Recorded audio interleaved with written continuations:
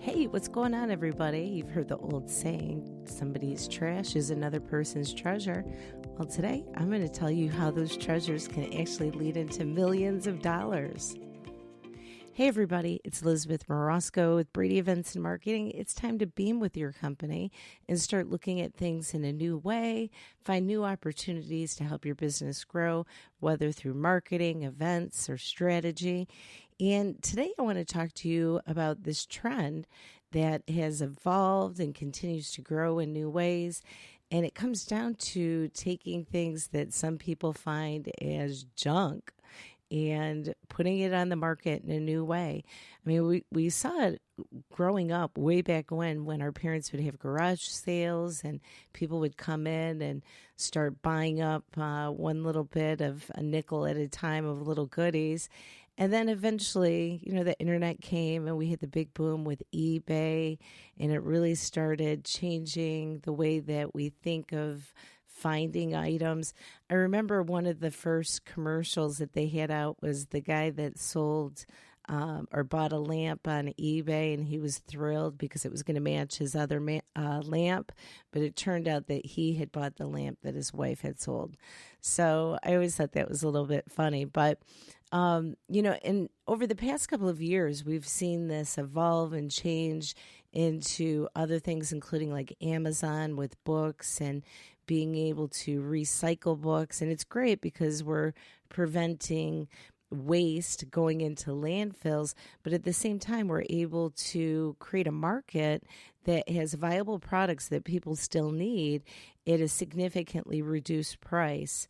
And it's turned into what was really popular, even seeing in stores like the outlet malls that you would see, or those like destination places in Michigan. There's a couple of I think East Branch and Birch Run, where they have these strip malls that are filled with name brands that are selling their inventory and, doing it at a discounted rate. And over the past couple of years, it started becoming a whole nother lifestyle, even online. So companies like Overstock.com that are carrying a lot of common, everyday kind of household items, it's great. But one of the things that I see that's a trend that's happening is this is starting to rub off onto other industries. And it's pretty phenomenal. Recently, I caught an interview with a lady who was the head of a company called the RealReal. And what they do is they specialize in high-end luxury goods. So brand names like Louis Vuitton, Gucci, Rolex, names that are very, very high end that some people may pay $10,000 for a purse.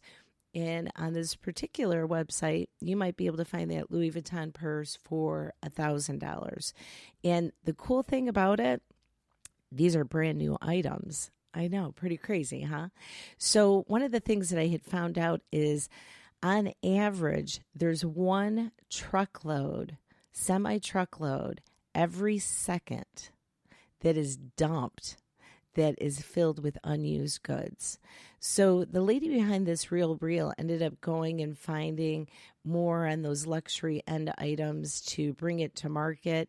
And of course, there were some factors that had to be considered, including, what are the ramifications for that brand, and then being able to make sure that everything is authentic. So they actually have inspectors on site, like hundreds of them, that are able to authenticate that it's not a fake, that it's a real, Rolex or a real Gucci. So it kind of creates that security blanket for the people that are still paying, high dollar amount, but from the luxury brand, it would be considered value, like a highly valued item. So this is something to maybe consider looking into for your business, of different things that you can do to create another niche within your business. And I'm going to give you an example from one of my companies that I had, and I wasn't that passionate about fashion, so I didn't stay in it. I ended up selling off that company. But this is one of the things that we had at one point was a bridal boutique. It was a specialty bridal boutique. And then we were able to acquire samples from sample gowns, wedding gowns, from the highest boutiques throughout Michigan, Indiana, and Ohio, and then resell them to the market. And those were just, based on how many samples that were out there. So some of these gowns were gowns that would cost, $15,000, and then we would put it on market for, maybe $6,500 or $7,500, sometimes even less, especially if it was the end of the sale. So these are things to start looking at because the market is shifting and the market is changing. And even some of these brand names that have been around forever and a year are starting to feel the shift that's happening from online. So it's something for you to start to consider and to think of. Even right now, David's Bridal is in one stage of Chapter 11. I don't know exactly how that'll play out, but the bridal market has taken an incredible hit with a lot of the online activity that's going on, including bridal gowns. In fact, there is a new company that has just started. I wish I could remember the name of it, but what they're doing is they are now renting the bridal gowns. And this is kind of a particularly hot trend right now because a lot of ladies are looking to wear not one dress, but two dresses, one for the ceremony and one for the party. So it creates a path for them to be able to do that. And I think the key point that I want to share with you on this message is start to look at how the market's changing. Start to look at how people are purchasing things and what are their habits, what are the new trends. So, going back into the 50s, it really was a big deal and it still is a very big deal, shopping for a wedding dress. It's an experience. However, a lot of these young girls are changing where maybe they're not looking to do that moment, quote unquote, in a store. They may be willing to say, hey, I'd rather have my two gowns, rent it and send it back and pay what I would pay for one gown and get two of them for that one night. So, those are some, little pieces of food for thought to think of. Another one that kind of goes into a different direction is a while ago we were seeing those trash the dress parties. And if you haven't heard of it, let me explain really quick. So this is like taking something that is beautiful and then turning it into trash, but in an artful way. So several years ago, ladies, after they were getting married, instead of just throwing their dress in a tissue box to preserve it from yellowing and staining in the bottom, and putting it in the attic or down in the basement, they started doing these trash the dress parties. And it would be like after the wedding celebrations, like a couple days later, where they would have everybody come over and throw paint on it, do whatever. And I've seen that even with divorce parties. But some photographers actually seized that moment and they started scheduling trash the dress parties at their studio. And it was a pretty hot trend. I wouldn't say trend. It was more like a fad, but something fun. So with those kind of things, look at how can you apply some of these things that are destined for trash or destined for sitting in a closet to find what are some business opportunities of how you can help the client with what their needs are, not the needs of how we did it in the 60s, 70s, or 80s, but how are people living their life and doing business now? Is it convenient for them to, go online? Eventually what I expect to see on one of the next trends for bridal industry is going to be a device that scans the entire body to come up with a custom dress that fits perfectly, like a CAD design, like they do for cars, but on a bridal setup. like, hey, this is exactly what it's going to look like, and it comes in perfectly. No need for alterations. It's possible. We're doing it on major vehicles and getting all the parts to fit together. I think that there's going to be a way eventually we will see that with clothing. And it's going to be fascinating because right now we're on this brink of, we have just this little tiny sliver of technology. And we're at baby phase 1. So it's amazing to think, where could things be 20 years from now? Because I don't think that we were hearing about buying luxury and Pucci, Gucci, or Louis Vuitton online.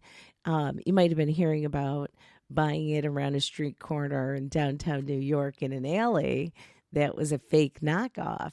But these are the real deals. So, and they have a pretty interesting, I guess, insight on things that are trending and things that are going to work. But the one thing that they really haven't mastered yet is the truckloads of unused goods that are going into landfills. It's pretty sad. We still have a long ways to go, but we are seeing more of these trends happening, even in other little niche industries. For instance, food. In Michigan, Eastern Food Bank of Michigan is a food pantry. They provide a lot of resources for families throughout a lot of Michigan. But one of the things that they started doing was starting to collaborate with grocery stores that were putting these perishable goods just right into dumps because they didn't meet, either the quality or they're right on the edge of expiration. And we're also even seeing this on the farms where maybe an apple that isn't considered perfectly looking to sell in a grocery store is still edible. Now they're taking some of those produce and putting it into places like Eastern Food Bank. So this is something that can apply not only to the fashion industry, it can apply to food, it can apply to so many things, but just make sure that as you embark on these new endeavors that you're making sure that it correlates with the law, that you're doing things legally, that it's upfront. There's some boundaries of where they do have things in place. Like, for instance, I'm going to give you the food example. If you are at a banquet, you can't, food like a reception or something, you can't take that food legally and then go take it and donate it to a homeless shelter unless you have permits, authorization. And they do a lot of that to also protect the vendor that's providing the food, so that if people get sick, they can't say it was because of this food source. So it's a little bit twisted, but these are the laws. And I guess the idea is either change the law or find out why that law was written that way, because probably something happened to somebody. But don't let those little minor things, hold you back. When you find that little nugget of, hey, this is somebody's trash and I can turn it into treasure, just do your research. Make sure that you have the right things to, follow so that you're not, taking anybody's copyright or infringing on anybody's rights. And just enjoy it, because this is how we together can make a difference and not just create waste that ends up in a landfill, and instead use that to create something wonderful that somebody else is going to appreciate. Why let it turn to dust? Still creates good opportunity. All right. I hope you did get something out of this little session that we had here. In the meantime, I am wishing you tons of prosperity and success. If you have a chance, make sure that you give us a thumbs up. You can find us over on Facebook at Time to Beam. And you can also mosey on over to Google or YouTube and do a hashtag Beam365. It's BEAM 365. And again, this is Elizabeth Marasco. So thanks for listening, you guys. In the meantime, have an absolutely fantastic day. We'll catch you next time.